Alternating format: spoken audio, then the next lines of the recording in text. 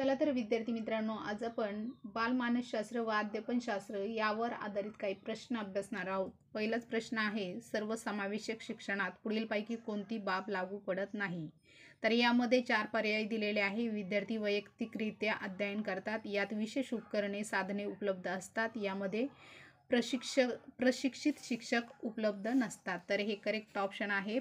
यामध्ये प्रशिक्षित शिक्षक उपलब्ध नसतात. त्यानंतर पुढचा प्रश्न आहे, सर्वसमावेशक शिक्षण आणि एकात्मिक शिक्षण यामधील फरकाचे कोणते विधान बरोबर आहे? तर 4 ऑप्शन दिलेले आहे. सर्वसमावेशक शिक्षणात विद्यार्थी सामूहिकरित्या अध्ययन करतात, एकात्मिक शिक्षणात विशेष उपकरणाची सोय नसते, सर्वसमावेशक शिक्षणात अभ्यासक्रमात बदल असतो. तर सर्वसमावेशक शिक्षणात अभ्यासक्रमात बदल असतो. पुढचा प्रश्न बघूया, समावेशक शिक्षणाची गरज का आहे? शिक्षणाच्या हक्कासाठी सर्वसमावेशक शिक्षणाची गरज आहे. त्यानंतर पुढचा प्रश्न आहे, समावेशक शिक्षणाच्या यशस्वीतेसाठी कोणता घटक आवश्यक आहे? शिक्षकाचे प्रशिक्षण हा जो घटक आहे, शिक्षकांचे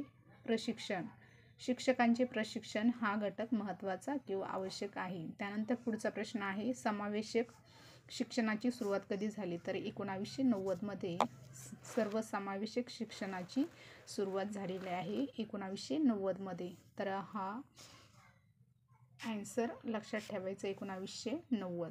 त्यानंतर सर्वसमावेशक शिक्षणाचा मुख्य उद्देश कोणता आहे? तर सर्व मुलांना समान संधी प्रदान करणे हे सर्वसमावेशक शिक्षणाचा मुख्य उद्देश आहे.